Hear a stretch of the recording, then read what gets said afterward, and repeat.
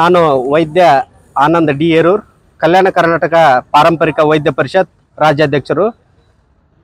ಇವತ್ತಿನ ಒಂದು ಪತ್ರಿಕಾಗೋಷ್ಠಿ ವಿಚಾರ ಏನಂತಂದರೆ, ಈ ಪ್ರಾಚೀನ ಪಾರಂಪರಿಕ ವೈದ್ಯ ಪದ್ಧತಿ ಉಳಿಸಿ ಬೆಳೆಸುವಂಥ ಒಂದು ವಿಚಾರವಾಗಿ ಇವತ್ತು ಪತ್ರಿಕಾಗೋಷ್ಠಿ ಮಾಡಿದ್ದೀವಿ.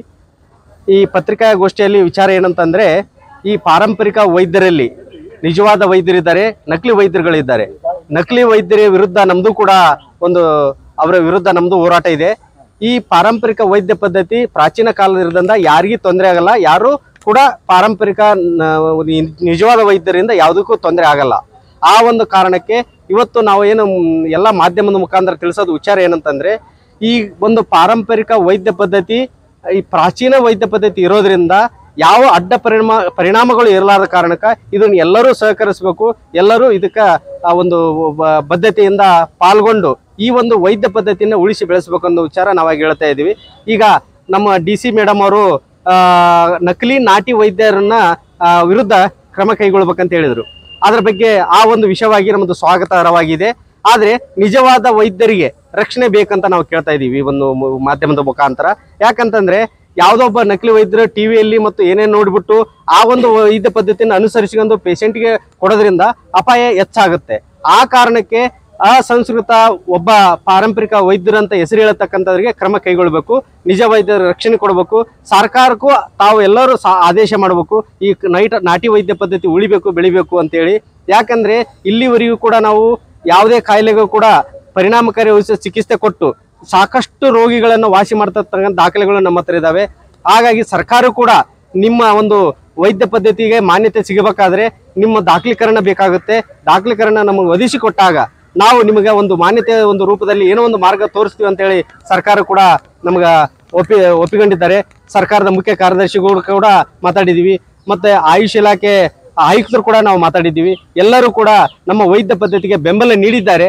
ಹಾಗಾಗಿ ನಾವು ಮುಂದಿನ ಒಂದು ಪ್ರಯತ್ನ ಏನಂತಂದ್ರೆ, ನಮ್ಮ ನಿಜವಾದ ಪಾರಂಪರಿಕ ವೈದ್ಯರಿಗೆ ಒಂದು ನ್ಯಾಯ ದೊರಕಿಸಿಕೊಡುತ್ತೇವೆ ಅಂತೇಳಿ ನಮಗೆ ನಂಬಿಕೆ ಇದೆ. ಧನ್ಯವಾದ. ಯಾವ ರೀತಿಯಲ್ಲಿ ಉಳಿಸಬೇಕಂತ ಹೇಳ್ತಾ ಇದ್ದಾರೆ ಸರ್? ಯಾವ ರೀತಿ ಅಂತಂದ್ರೆ ಸರ್, ಈಗ ನಮ್ಮ ಪಾರಂಪರಿಕ ವೈದ್ಯ ಪದ್ಧತಿ ಏನು ಪ್ರಾಚೀನ ಕಾಲದಿಂದ ಆ ಪದ್ಧತಿ ಏನು ಅನುಸರಿಸ್ಕೊಂಡು ಏನು ಬಂದು ವೈದ್ಯ ಪದ್ಧತಿ ಮಾಡ್ತಾ ಇದ್ದಾರಲ್ಲ, ಅವ್ರು ನಿಜವಾದ ವೈದ್ಯರನ್ನ ಪರಿಗಣಿಸ್ರಿ, ಅವ್ರಿಗೆ ಮಾನ್ಯತೆ ಕೊಡ್ರಿ ಅಂತ ಕೇಳ್ತಾ ಇದ್ದೀವಿ. ಸರ್, ಈಗ ಆ ವಿಷಯವಾಗಿ ಪರಿಷತ್ ದೀರ್ಘ ಕ್ರಮ ತಗೊಳ್ಕೊಳಕತ್ತಿ. ಏನಂದ್ರ ಪರಿಷತ್ತು ಪಾರಂಪರಿಕ ವೈದ್ಯರಿಗೆ ಒಂದು ಮಾನ್ಯತಾ ಪತ್ರ ಅಂತ, ಯಾಕಂದ್ರೆ ಯೂಟ್ಯೂಬ್ ಅಥವಾ ಸಾಮಾಜಿಕ ಜಾಲತಾಣಗಳನ್ನು ನೋಡಿ ನಾನು ವೈದ್ಯ, ನಾನು ಚಿಕಿತ್ಸೆ ನೀಡ್ತೀನಿ ಅಂತ ಎಲ್ಲರೂ ಸಿಕ್ಕಿದ್ದನ್ನ ಕೊಟ್ಟು ನಾನು ವೈದ್ಯ ಅನ್ನಕತ್ತಾರೆ. ಹಂಗಾಗಿನೇ ಇಲ್ಲಿ ಬಹಳ ಜನರಿಗೆ ಜೀವ ಹಾನಿ ಆಗುವಂತ ಒಂದು ಸಮಸ್ಯೆ ಆಗಕತ್ತೆ. ಅದು ಆ ನಿಟ್ಟಿನಲ್ಲಿ ಪರಿಷತ್ ಏನು ಕ್ರಮ ತೆಗೆದುಕೊಳ್ಳುತ್ತಂದ್ರೆ, ಯಾರು ನಿಜವಾದ ಪಾರಂಪರಿಕ ವೈದ್ಯರು ಅವರು ಮೌಖಿಕವಾಗಿ ಒಂದು ಪರೀಕ್ಷೆಗೊಳಪಟ್ಟು ಅವರು ಒಂದು ಪ್ರಮಾಣ ಪತ್ರವನ್ನು ಪಡಿಬೇಕು. ಈ ರೀತಿ ಒಂದು ಮಾನ್ಯತಾ ಪ್ರಮಾಣ ಪತ್ರ ಅಂತ ಕೊಡ್ತೀವಿ. ದಯವಿಟ್ಟು ಎಲ್ಲಾ ಜನರು ಈ ಮಾನ್ಯತಾ ಪ್ರಮಾಣ ಪತ್ರ ಹೊಂದಿರುವ ಪಾರಂಪರಿಕ ವೈದ್ಯರ ಹತ್ರ ಮಾತ್ರ ಚಿಕಿತ್ಸೆ ತಗೊಳ್ರಿ. ಎಲ್ಲರೂ ಪಾರಂಪರಿಕ ವೈದ್ಯರು ನಾವು ಗಿಡಮೂಲಿಕೆ ಕೊಡ್ತಂದ್ರೆ ದಯವಿಟ್ಟು ನಂಬಾಡ್ರಿ. ಎಲ್ಲೋ ಸಾಮಾಜಿಕ ಜಾಲತಾಣದಲ್ಲಿ ಯಾವುದೋ ತಪ್ಪಲ ನೋಡಿ ಕೊಡೋರೆಲ್ಲರೂ ಪಾರಂಪರಿಕ ವೈದ್ಯರಲ್ಲ. ಪಾರಂಪರಿಕ ವೈದ್ಯ ಪರಿಷತ್ತಿನಿಂದ ಮಾನ್ಯತಾ ಪತ್ರ ಪಡೆದಿರೋರು ಮಾತ್ರ ಪಾರಂಪರಿಕ ವೈದ್ಯರು. ಅವ್ರ ಹತ್ರ ಚಿಕಿತ್ಸೆ ತಗೊಂಡಾಗ ನಿಮ್ಗೆ ಯಾವುದೇ ಜೀವ ಹಾನಿ ಆಗಲ್ಲ. ಯಾಕಂದ್ರೆ ಸಂಸ್ಕಾರವನ್ನ ಕೊಟ್ಟು ಅದು ಯಾವುದೇ ಗಿಡಮೂಲಿಕೆಗಳಲ್ಲಿ ವಿಷ ಇದ್ರೂ ಅವನ್ನ ಬಳಸಬಾರ್ದು ಅನ್ನೋ ರೂಲ್ಸ್ ಅನ್ನ ಮಾಡಿ ಮಾನ್ಯತಾ ಪತ್ರ ಕೊಟ್ಟಿರ್ತ ಪರಿಷತ್ತು. ಅವ್ರ ಮಾತ್ರ ಮಾನ್ಯತೆ ಹೊಂದಿರ್ತಾರ. ದಯವಿಟ್ಟು ಅವ್ರ ಹತ್ರ ಚಿಕಿತ್ಸೆ ಪರಿಷತ್ತಿನಿಂದ ಸರ್. ಯಾರ್ಯಾರು ಪಾಲ್ಗೊಂಡಿರ್ತಾರೆ ಅದರಲ್ಲಿ ಒಂದು 5 ಜನ ಪಾಲ್ಗೊಂಡಿರ್ತಾರೆ. BAMS MD ಡಾಕ್ಟರು ಮತ್ತೆ ಗಿಡಮೂಲಿಕೆ ತಜ್ಞರು ಇರ್ತಾರೆ, ಸರ್ಕಾರದಿಂದನೇ ಗುರುತಿಸಿದ್ದ ಸಸ್ಯ ತಜ್ಞರು ಇರ್ತಾರೆ. ಮತ್ತೆ ಪರಿಷತ್ತಿನಲ್ಲಿ ಮುಖ್ಯಸ್ಥರು ಇರ್ತಾರೆ. ಪರಿಷತ್ತಿನಲ್ಲಿ ಹಿರಿಯ ಪಾರಂಪರಿಕ ವೈದ್ಯರು ನುರ್ತಂತವ್ರು ಇರ್ತಾರೆ. ಅವರು ಹೇಳ್ತಿರೋದು ಸರಿ ಇದೆಯಾ, ಈ ಕಾಯಿಲೆಗೆ ಈ ಗಿಡಮೂಲಿಕೆ ಹೇಳ್ತದನ್ನ ತಪ್ಪೈತೆ, ಸರಿ ಐತೆ, ಆ ಗಿಡಮೂಲಿಕೆಯಲ್ಲಿ ವಿಷಯ ಐತೆ, ಅದು ಶುದ್ಧೀಕರಿಸ್ಬೇಕಾ, ಸರಿಯಾಗಿ ವೈದ್ಯ ಇದ್ದಾನಿಲ್ಲ ಅನ್ನೋದು ನೋಡಿ ಪರಿಷತ್ತಿಗೆ ಹೇಳಿದ್ಮೇಲೆ ಪರಿಷತ್ ಹತ್ತಿಗೆ ಮಾನ್ಯತೆ ಪತ್ರ ಕೊಡುತ್ತೆ. ಆ ಪರಿಷತ್ತಿನ ಮಾನ್ಯತೆ ಪತ್ರ ಯಾರು ಹೊಂದಿರ್ತಾರೋ ಅವ್ರು ಮಾತ್ರ ಪಾರಂಪರಿಕ ವೈದ್ಯರು. ಅವ್ರ ಹತ್ರ ದಯವಿಟ್ಟು ಜನರು ಚಿಕಿತ್ಸೆ ತಗೋಬೇಕಂತ ನಿಮ್ಮ ಮೂಲಕ